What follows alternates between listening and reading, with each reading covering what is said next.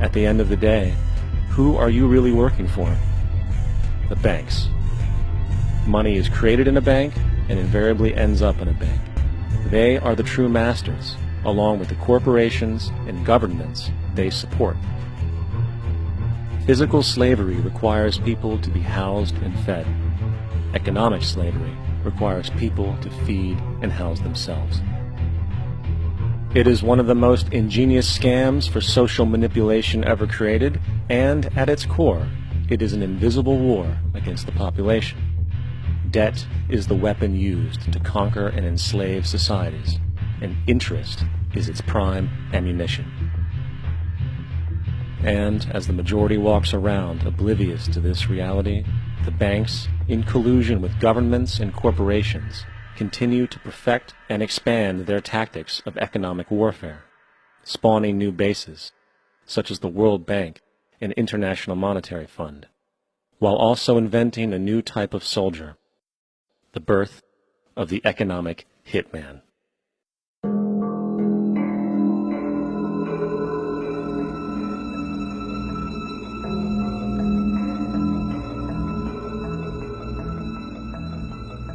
We economic hitmen really have been the ones responsible for creating this first truly global empire. And we work many different ways.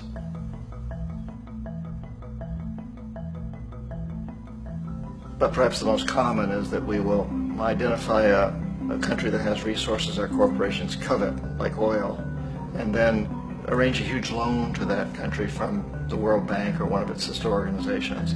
But the money never actually goes to the country. Instead, it goes to our big corporations to build infrastructure projects in that country, power plants, industrial parks, ports, things that benefit a few rich people in that country, in addition to our corporations, but really don't help the majority of the people at all. However, those people, the whole country is left holding a huge debt. It's such a big debt they can't repay it, and that's part of the plan, that they can't repay it. And so at some point, we economic hitmen go back to them and say, listen, you owe us a lot of money, can't pay your debt, so sell your oil real cheap to our oil companies.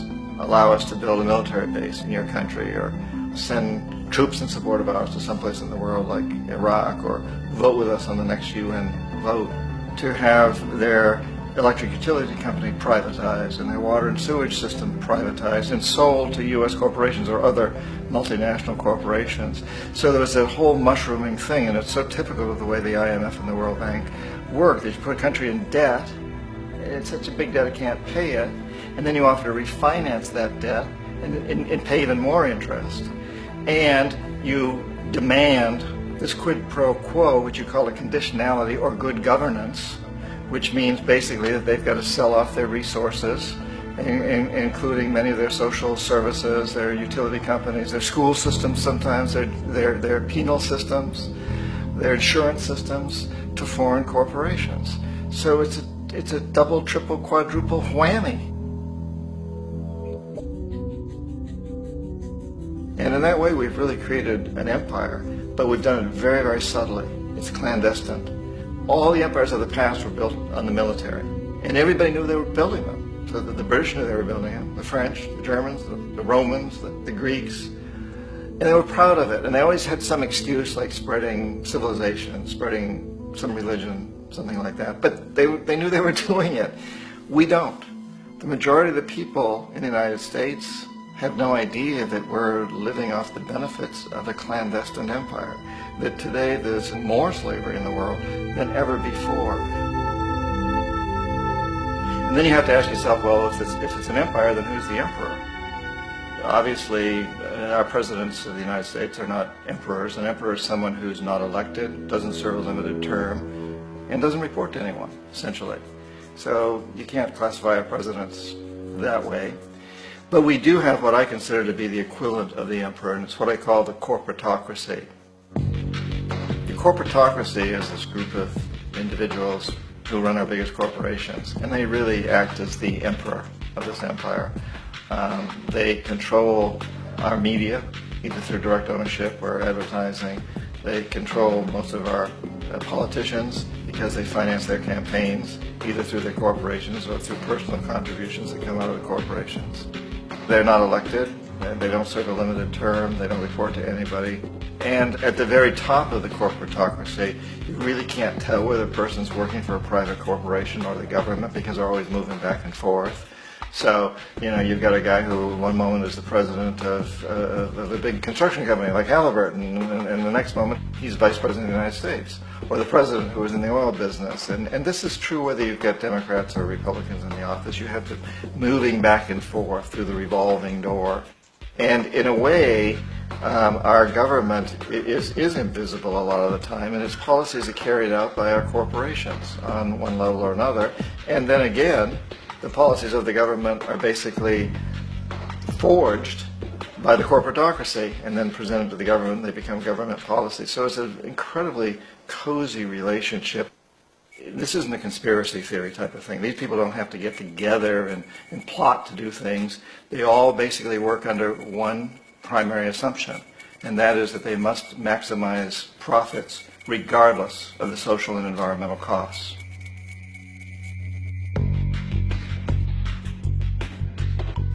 This process of manipulation by the corporatocracy through the use of debt, bribery, and political overthrow is called globalization. Just as the Federal Reserve keeps the American public in a position of indentured servitude through perpetual debt, inflation, and interest, the World Bank and IMF serve this role on a global scale. The basic scam is simple. Put a country in debt either by its own indiscretion or through corrupting the leader of that country, then impose conditionalities or structural adjustment policies, often consisting of the following. Currency devaluation. When the value of a currency drops, so does everything valued in it. This makes indigenous resources available to predator countries at a fraction of their worth. Large funding cuts for social programs. These usually include education and healthcare, compromising the well-being and integrity of the society, leaving the public vulnerable to exploitation. Privatization of state-owned enterprises. This means that socially important systems can be purchased and regulated by foreign corporations for profit. For example, in 1999, the World Bank insisted that the Bolivian government sell the public water system of its third largest city to a subsidy of the U.S. corporation Bechtel. As soon as this occurred, water bills for the already impoverished local residents skyrocketed. It wasn't until after a full-blown revolt by the people that the Bechtel contract was nullified.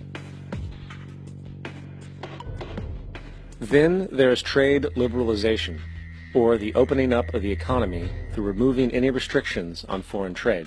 This allows for a number of abusive economic manifestations, such as transnational corporations bringing in their own mass-produced products, undercutting the indigenous production and ruining local economies.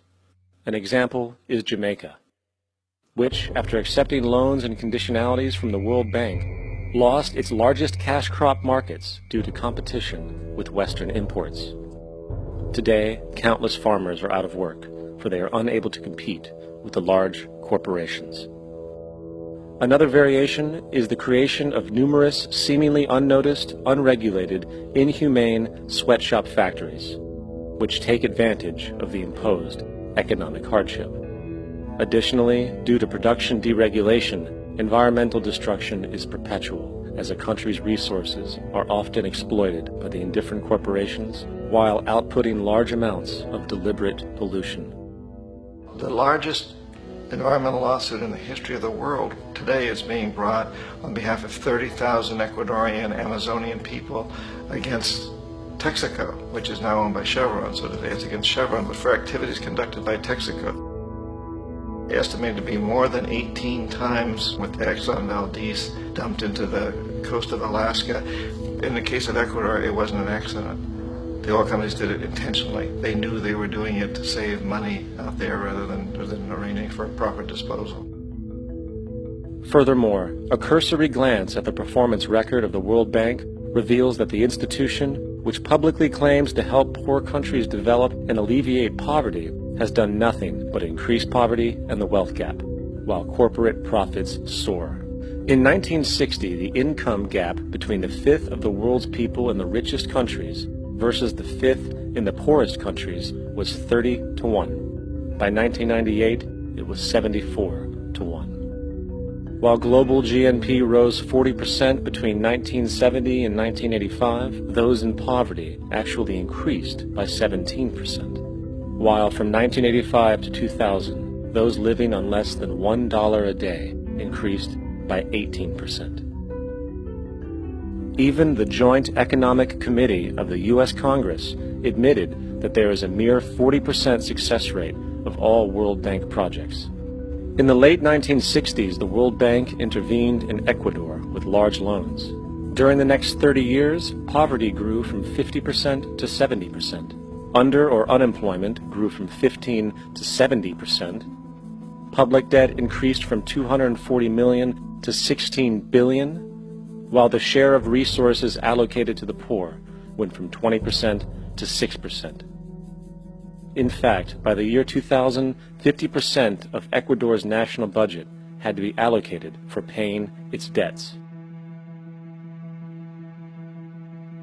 It is important to understand the World Bank is, in fact, a U.S. bank, supporting U.S. interests.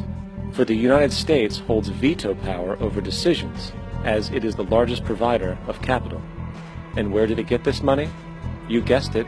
It made it out of thin air through the fractional reserve banking system. Of the world's top 100 economies, as based on annual GDP, 51 are corporations, and 47 of that 51 are U.S.-based.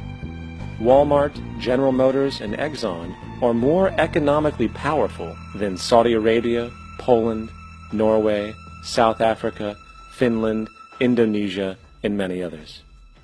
And as protective trade barriers are broken down, currencies tossed together and manipulated in floating markets, and state economies overturned in favor of open competition and global capitalism, the empire expands.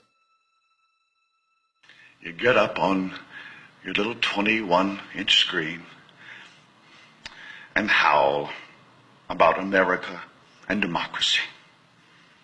There is no America. There is no democracy. There is only IBM and ITT and AT&T and DuPont, Dow, Union Carbide, and Exxon. Those are the nations of the world today. What do you think the Russians talk about in their councils of state? Karl Marx? They get out their linear programming charts, statistical decision theories, Minimax solutions, and compute the price-cost probabilities of their transactions and investments, just like we do. We no longer live in a world of nations and ideologies, Mr. Beale. The world is a college of corporations, inexorably determined by the immutable bylaws of business. The world is a business, Mr. Beale.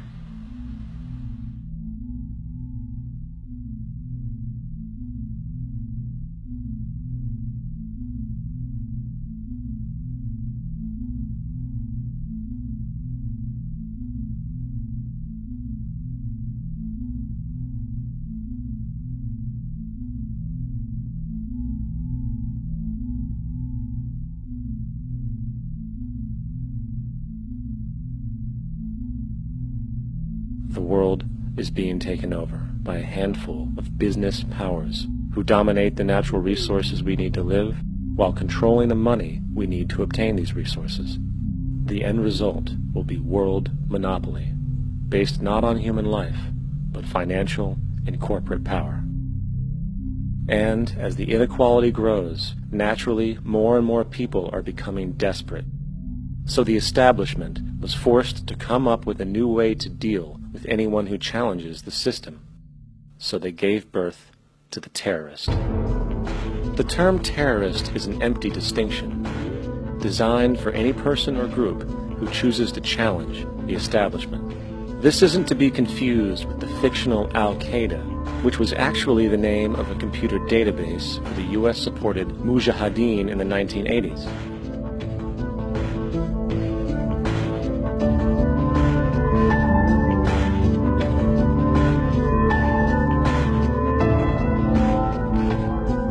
In 2007, the Department of Defense received $161.8 billion for the so-called global war on terrorism. According to the National Counterterrorism Center, in 2004, roughly 2,000 people were killed internationally due to supposed terrorist acts. Of that number, 70 were American. Using this number as a general average, which is extremely generous, it is interesting to note that twice as many people die from peanut allergies a year than from terrorist acts. Concurrently, the leading cause of death in America is coronary heart disease, killing roughly 450,000 each year. And in 2007, the government's allocation of funds for research on this issue was about $3 billion. This means that the U.S. government in 2007 spent 54 times the amount for preventing terrorism than it spent for preventing a disease which kills 6,600 times more people annually than terrorism does. Yet, as the name terrorism and Al-Qaeda are arbitrarily stamped on every news report relating to any action taken against U.S. interests, the myth grows wider. In mid-2008, the U.S. Attorney General actually proposed that the U.S. Congress officially declare war against the fantasy. Not to mention, as of July 2008, there are now over 1 million people currently on the U.S. terrorist watch list. These so-called counterterrorism measures, of course, have nothing to do with social protection, and everything to do with preserving the establishment amongst the growing anti-American sentiment both domestically and internationally, which is legitimately founded on the greed-based corporate empire expansion that is exploiting the world. The true terrorists of our world do not meet at the docks at midnight or scream Allah Akbar before some violent action. The true terrorists of our world wear $5,000 suits and work in the highest positions of finance, government, and business. So, what do? How do we stop a system of greed and corruption that has so much power and momentum? How do we stop this aberrant group behavior which feels no compassion for, say, the millions slaughtered in Iraq and Afghanistan, so the corporatocracy can control energy resources and opium production for Wall Street profit?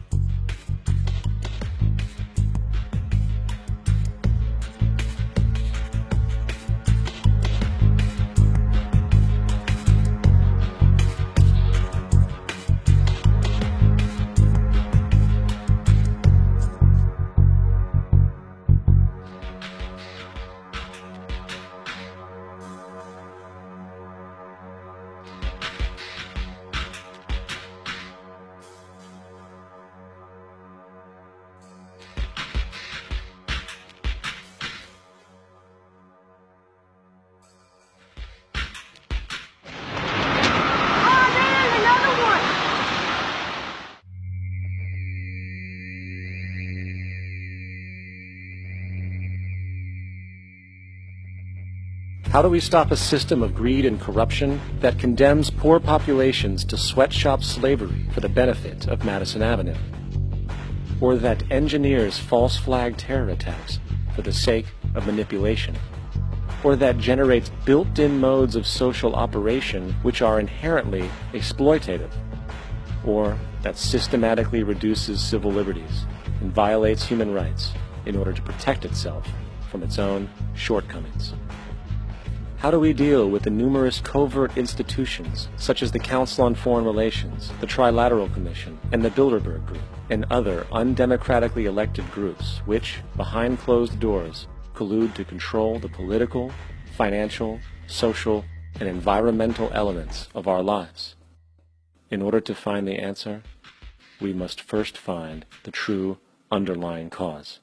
For the fact is, the selfish, corrupt, power, and profit-based groups are not the true source of the problem. They are symptoms.